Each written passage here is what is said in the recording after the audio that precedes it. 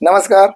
आज दिनांक 22 जानेवारी 2024. अनेक शतकांची तुमची माझी संपूर्ण जगाची प्रतीक्षा संपून आपले रामलला आपल्या भव्य अशा मंदिरामध्ये स्थापन होत आहेत.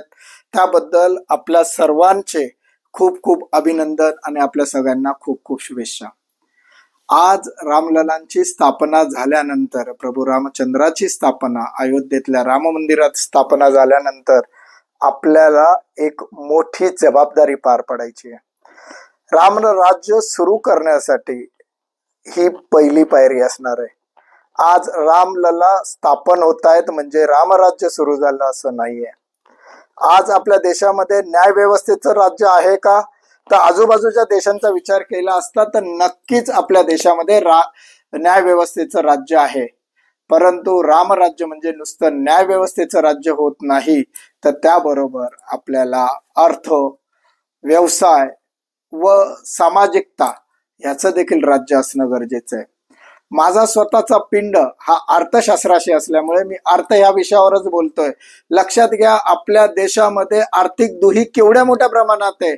फक्त 4% लोक हे भरपूर गडगंज श्रीमंत आहेत, 16% लोक गरीब आहेत, 80% लोक तुमच्या माझ्यासारखे मध्यमवर्गीय आहेत.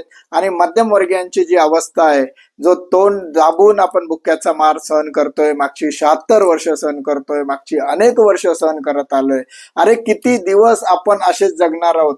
या पिढीने जरी, ही पिढी खरोखरच लकी आहे.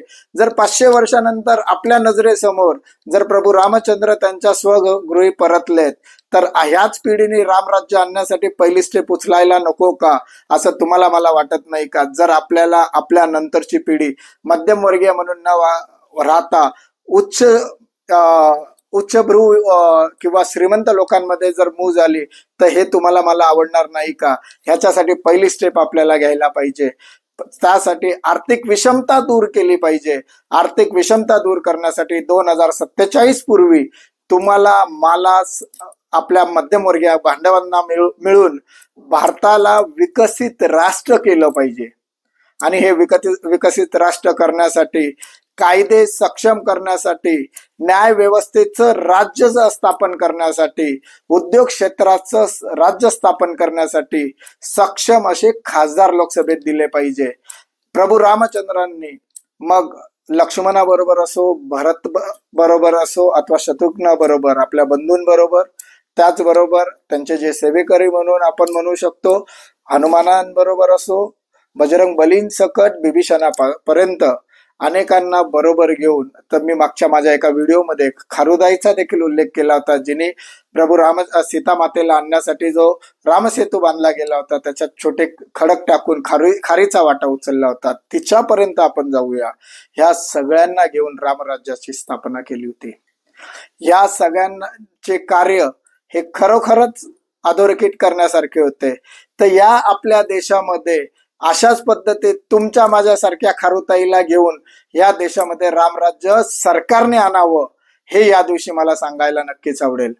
अजून एक महत्वाची गोष्ट लक्षात ठेवा, रामराज्यामध्ये नीतीने चालणारा मर्यादा पुरुषोत्तम राम असं ज्याचं आपल्या धर्मशास्त्रामध्ये वर्णन केलंय, त्याच मर्यादेत चालणाऱ्या रामाच्या हातात या देशाची सत्ता असावी. आता याच्यात आपल्या देशामध्ये लोकशाही असल्याने एक राम असू शकत नाही. आपण लोकसभेमध्ये 545 राम पाठवतो. या प्रत्येक खासदाराला नीतीने चालणारा व्यक्तीच खासदार म्हणून जावा. त्या न्यायदेवतेच्या मंदिरामध्ये, लोकसभेच्या मंदिरामध्ये नीतीने चालणाराच राम जावा, याची जबाबदारी देखील आज तुमच्या माझ्यावर आलेली आहे. आजचे राजकारण्यांचा जर विचार केला तर हे खरोखर नीतीने चालतायत का, यावर थोडासा विचार करावा असं मला वाटतो. त्यासाठी जाता जाता एक विचार करण्यासाठी तुम्हाला विषय देऊन जातो. आजचे राजकारणी एकमेकांवर आरोप प्रत्यारोप करत राजकारण करताय, त्याचा फायदा तुम्हाला काय होतो? कोणी कुणाच्या आईवर बोलतोय, कोणी कुणाच्या पत्नीवर बोलतोय, कोणी कुणाच्या खानदानावर बोलतोय. अरे एवढंच राजकारण उरलंय का? आणि त्याच्यात तुमच्या आणि माझ्यासारख्या मध्यमवर्गीयांचा फायदा काय? हे फक्त तुम्हाला मला माझं लक्ष बाकीच्या त्यांच्या अनसक्सेस पासून, त्यांच्याकडनं झालेल्या चुकांपासून डिस्ट्रॅक्ट करण्यासाठी काहीतरी अवास्तव स्टेटमेंट देणं. अवास्तव स्टेटमेंट देण्याचा दुसरा फंडा काय, जसं हिंदीमध्ये बोलतात, बदनाम हुए तो क्या हुआ, नाम तो हुआ.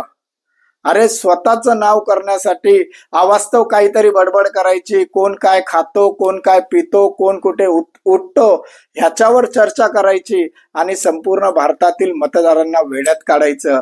त्या इस्टॅब्लिश राजकारण्यांना माझं सांगणं आहे की 76 वर्षाचं तुमचं राजकारण संपलंय. आमचे प्रभू रामचंद्र आज जसे अयोध्येत बसले तसा माझा मध्यमवर्गीय बांधव जागा झालाय आणि आता या फुलदापांना माझा मध्यमवर्गीय बांधव बळी पडणार नाही आणि हे पडायचं नाहीये याचा आज संकल्प आपल्या सगळ्यांना करायचा आहे. आता जर आपल्याला पुढे जायचं असेल तर आपण याच्यानंतर जो खासदार निवडून देणार आहोत तो खासदाराची शैक्षणिक पात्रता काय, त्याची शैक्षणिक पात्रतेची गरज काय हे मी उद्याच्या व्हिडिओमध्ये नक्की सांगणार आहे. त्याची शैक्षणिक पात्रता कशी आहे, त्याची तो राजकारणी घराणेशाहीतून आला आहे का नाही ह्याच्यावर पण मी बोलणार आहे. राजकारणी घराणेशाहीतून असावा का नसावा हा वादाचा विषय असण्यापेक्षा हा कॅलिबरचा विषय म्हणून ठेवावा. तिसरा महत्वाचा मुद्दा, राजकारणी कोण कशा पोझिशन मध्ये कशा परिस्थितीवर मात करून तिथं पोचलाय याचा विचार तुम्ही आणि मी केला पाहिजे. आणि सगळ्यात महत्वाची गोष्ट म्हणजे जर 10वी आणि 12वीच्या परीक्षेला आपण 3-3, 4-4, 5-5 तास प्रत्येकाने आपल्या कुवतीप्रमाणे अभ्यास करून आपण त्या परीक्षा पास केलेल्या आहेत. आज मला खरं सांगा, तुम्ही 5 वर्षासाठी तुमचं, माझं आणि उद्याच्या येणाऱ्या भारताचं भविष्य बनवणारा जो खासदार तुम्ही निवडून देताय तो किती अभ्यास करून देताय. त्या खासदाराचा किमान आपण 2 तास तरी 5 वर्षामध्ये अभ्यास केलेला आहे का. आपल्या मतदारसंघामध्ये जो उमेदवार आहे त्याची शैक्षणिक पात्रता का असावी पुढच्या व्हिडिओमध्ये, तो घराणेशाहीतला असावा का त्याच्या पुढच्या व्हिडिओमध्ये, आणि आपले अधिकार हे 25 तारखेच्या व्हिडिओमध्ये 26 तारखेच्या व्हिडिओमध्ये तुम्हाला नक्कीच ऐकायला मिळतील.